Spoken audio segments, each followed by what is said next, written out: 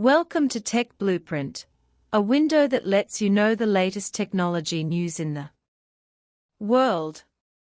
Worthy of being called Trump. Recently, a Sichuan opera face-changing has been staged in the international political arena. Trump, who had just signed a trade agreement with China, suddenly seemed to have changed into a different person. He would directly attack anyone who said bad things about China in front of him. This wave of operations not only surprised the American media, but also made international public opinion say that it was incomprehensible. On June 29, local time, Fox News released a video of Trump's interview 2 days ago, which directly detonated the public opinion field. In order to attract attention, the host Bartiromo successively threw out old-fashioned smear topics, such as Chinese hackers attacking the U.S. telecommunications system, and tracing the origin of the new coronavirus. Unexpectedly, Trump directly counterattacked, "Do you think we haven't done these to them? This is a dirty world." The host was speechless on the spot. What is even more surprising is that when the host mentioned the case of 2 Chinese students who allegedly smuggled toxic bacteria, Trump directly made a great change of circumstances. "How do you know this thing is from China? Maybe those 3 strange people brought it themselves." This small-scale attitude made even the British media couldn't help but complain.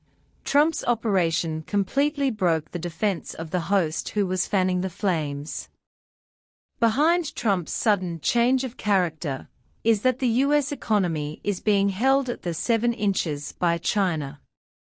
Since China implemented export controls on rare earth magnets in April this year, the U.S. auto and military industry chains have been directly paralyzed.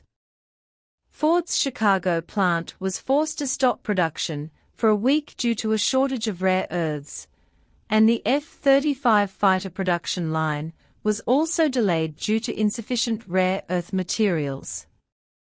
An internal report from the Pentagon shows that the U.S. rare earth reserves can only last for 60 days, and 83% of rare earth processing depends on China. This neck-choking feeling made Trump completely recognize the reality. The core clause of the China-US agreement signed on June 25 is that China relaxes the approval of rare earth exports, and the United States cancels some tariffs. In the words of Commerce Secretary Lutnick, this is a win-win deal of exchanging rare earths for markets.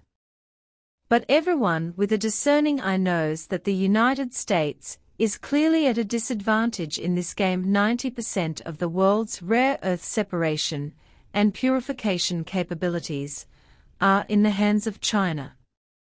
Even if the United States starts building a factory now, it will take 5 to 8 years to form a scale. In addition to rare earths, the U.S. debt crisis is the sword of Damocles hanging over Trump's head. As of June 2025, the total U.S. national debt has exceeded $36.2 trillion, and debt interest expenses account for more than 15% of total government expenditures. Moody's has just downgraded the U.S. sovereign credit rating to AA1, and the 3 major rating agencies have all withdrawn their AAA ratings. Global investors have begun to sell U.S. debt for risk aversion. China has continuously reduced its holdings of U.S. debt to $757 billion, a 16-year low, which directly sounded the alarm for the U.S. dollar credit system. Under such circumstances, Trump urgently needs to send positive signals to global capital. The visit to China revealed by Japanese media is his lifeline. Visiting China with dozens of CEOs of American companies can not only win orders from the Chinese market, but also stabilize the confidence of international investors. As the Brookings Institution analyzed, this agreement is not a strategic reconciliation, but a tactical adjustment. Trump needs to use the appearance of Sino-US cooperation to cover up the deep crisis of the U.S. economy. As a senior businessman, Trump is calculating every step carefully. He knows that continuing to show strength on issues related to China will only increase the uncertainty of the Sino-US agreement. American companies urgently need China to resume rare earth production, consumers need tariff reductions to reduce the cost of living, and he himself needs to stabilize the basic economic situation before next year's midterm elections. This pragmatism is vividly reflected in his recent remarks. While claiming that China and the United States get along well, he hinted that sanctions on Iranian oil exports to China may be lifted. While promoting the TikTok acquisition, he emphasized that China's approval is required.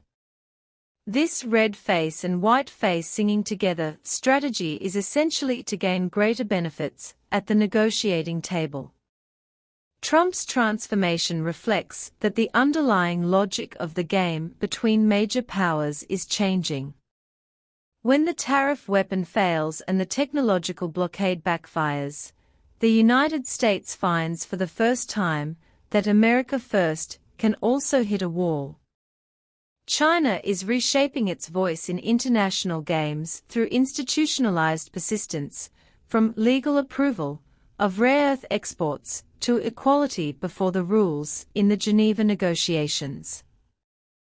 The impact of this game has long surpassed China and the United States. The European Union once followed the United States in the de-risking strategy, but now it is facing US tariffs. Japanese automakers are forced to transfer production lines to China due to rare earth shortages. The global supply chain is reshuffled around Sino-US relations. From the vanguard of the tariff war to China's defender, his 180-degree turn is driven by the reality of the U.S. economy and the inevitable result of the calculation of the interests of the businessman president. This truce in Sino-US relations may be just a stop in the long game, but it has sent a clear signal. In today's deep integration of globalization, confrontation will only hurt both sides, and cooperation can win-win. Author's statement: the work contains AI-generated content.